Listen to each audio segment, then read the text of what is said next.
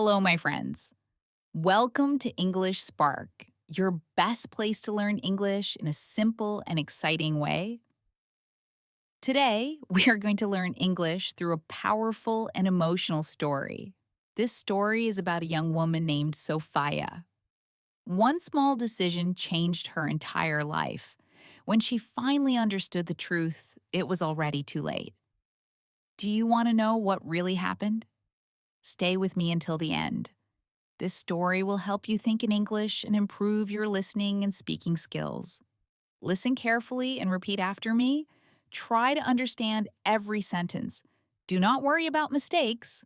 Just relax and enjoy the story. My name is Sophia Lane, and this is the story about a message that I should never have ignored. I am 24 years old. I live in a small apartment in Chicago. My life is simple: work, home, sleep. I work in a small design studio. Most of my time I spend on my laptop.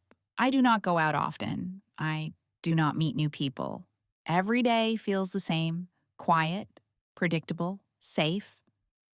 One evening, I finish work late. The office is empty. Only the sound of my keyboard fills the room. I check my phone. No messages, no calls. I sigh and stand up. Another long day is over. As I walk out of the building, I feel something strange. My phone suddenly vibrates, unknown number. I open the message. Be careful tonight. Do not go home alone. I stop walking. My heart beats faster. What is this? Who sent this? I look around. The street is quiet. Only a few cars pass by. I type quickly. Who is this? No answer. I feel uncomfortable, but then I shake my head. Maybe it is just a joke. I start walking again, but something feels wrong. The wind becomes stronger. The streetlights flicker, then I hear it. Footsteps behind me, slow, heavy. I turn around quickly. No one. I walk faster now. Again. Footsteps. Closer this time. My hands begin to shake. I take out my phone again. Still no answer. I whisper, "This is stupid. Just go home." But deep inside, I know something is not right. Then suddenly, a shadow moves behind me. Before I can react, someone grabs my arm. I scream. But a voice says quickly, "Wait! It's me!" I look up.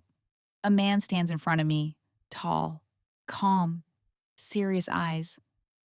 I pull my arm back. "Who are you?" He looks straight at me. "My name is Daniel. You need to trust me." I step back. "I don't even know you." He takes a breath. "You received a message, right?" My heart stops. "How do you know that?" He looks around carefully. "Because I sent it." I freeze. "You?" He nods. "Yes. And you are not safe right now." I shake my head. "This is crazy." He says firmly, "No, someone is following you." At that moment, I hear it again. Footsteps, closer, slower. Daniel grabs my hand. "Come with me, now." I hesitate for a second. Then I run with him. We turn into a narrow alley, dark, quiet, empty. My breathing is heavy. My heart is racing. We stop behind a wall.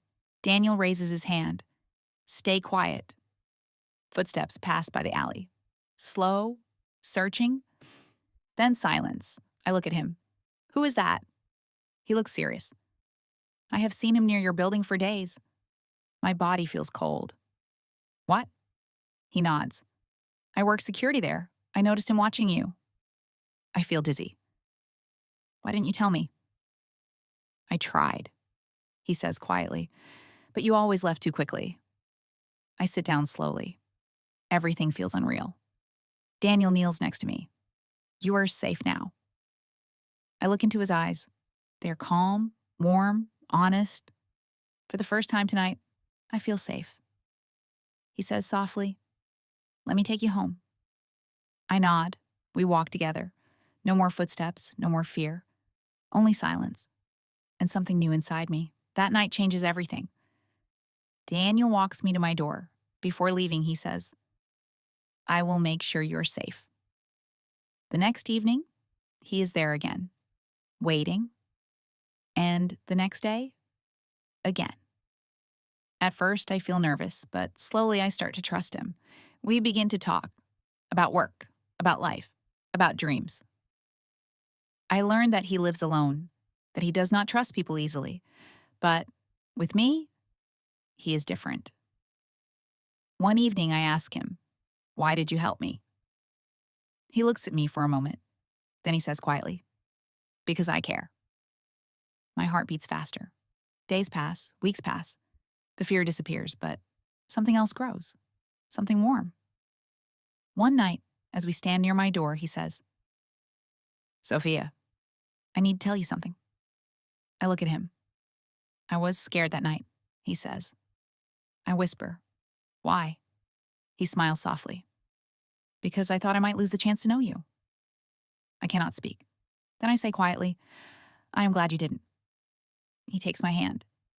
And this time, I do not pull away. Sometimes one message can change your life. Sometimes danger brings the right people to you. Do not ignore the signs, and do not ignore your feelings. Thank you for watching English Spark. Repeat the story and practice your English. And remember, every story can make you better. See you in the next video.